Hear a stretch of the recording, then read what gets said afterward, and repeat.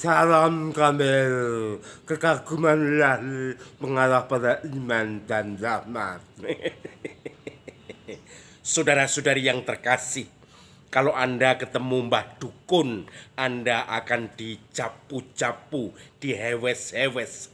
Salam Kamel, kekaguman ilahi mengarah pada iman dan rahmat.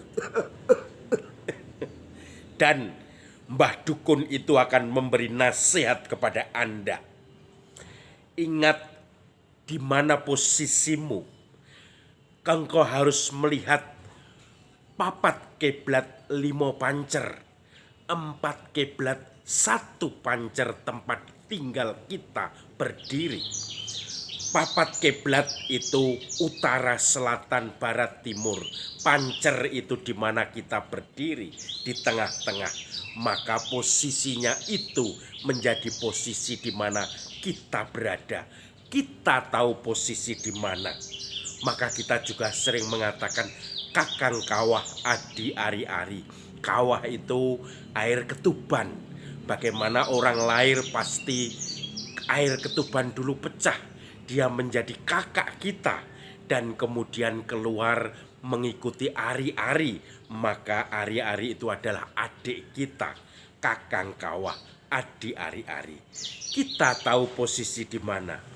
Sangkan paraning dumati, bagaimana tujuan dan asal kita semua ciptaan itu mau menuju kemana, berasal dari mana. Harus tahu tentang situasi itu. Papat kiblat, 4 kiblat, dan 5-nya adalah pancer, yaitu pusar bumi. Kemudian kakang kawah, kakak dari air ketuban, dan adik dari ari-ari.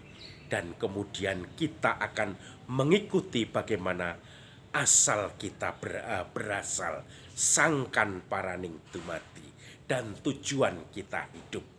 Ini suatu rahasia kejawen yang mendalam, rahasia kebatinan bagi setiap orang yang harus ditemukan dalam hidup sehari-hari. Rupanya Injil hari ini, seorang perwira yang ada di Kapernaum menemukan itu siapa dirinya, siapa Tuhan, siapa posisi kita. Maka kita juga mengetahui, prajurit itu atau perwira itu mengetahui mana sangkan paraning dumati.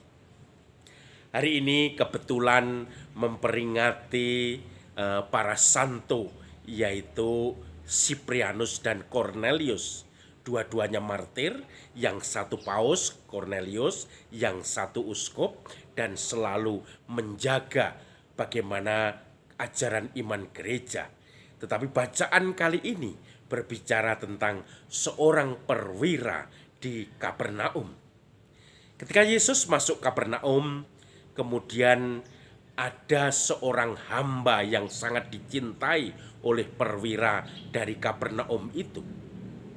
Hamba itu sakit parah, hampir mati. Maka ketika perwira itu mendengar Yesus datang ke Kapernaum, dia mengirim utusan supaya menyembuhkan hambanya yang sakit parah itu.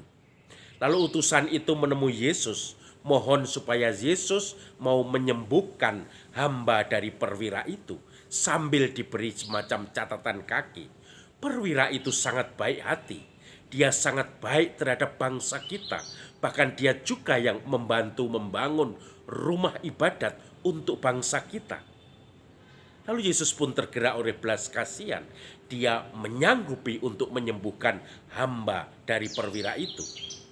Tetapi ketika menuju dan hampir dekat ke rumah perwira itu mengirim utusan lagi dan mengatakan, jangan berkunjung ke rumahku. Aku tidak layak untuk menerimamu di dalam rumahku, di dalam gubukku. Tetapi aku yakin, bersabdalah saja, maka hambamu itu akan sembuh. Yesus heran, tetapi utusan itu sambil mengatakan apa yang dikatakan pesan dari perwira itu. Sebab aku ini seorang bawahan, dan di bawahku lagi ada seorang prajurit. Jika aku memerintahkan, mengatakan, kerjakan ini, dia akan mengerjakan. Jika aku mengatakan tinggalkan itu, dia pun akan meninggalkan. Apa yang kukatakan akan dikerjakan baginya. Lalu Yesus melihat orang perwira itu, dia mengatakan kepada para pengikutnya, belum pernah aku lihat iman sebesar ini di tengah bangsa Israel. Saudara-saudari yang terkasih, suatu penyerahan diri, iman, kepercayaan, menyerahkan semua pada Tuhan, the providence of God, semua dipercayakan Tuhan pasti akan bisa menyelesaikan. Saya yakin dari pengalaman saya sebagai seorang perwira, semua akan beres ketika Tuhan menghendaki.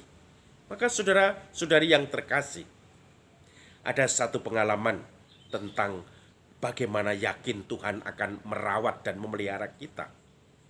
Saya mendengar ada satu anak muda yang mulai sekolah, kuliah, baru beberapa minggu, padahal fasilitasnya lengkap, dikasih mobil, dikasih kos-kosan, uang saku atau uang jajan juga banyak, kemudian juga semuanya sudah terjamin dengan fasilitas laptop yang hebat.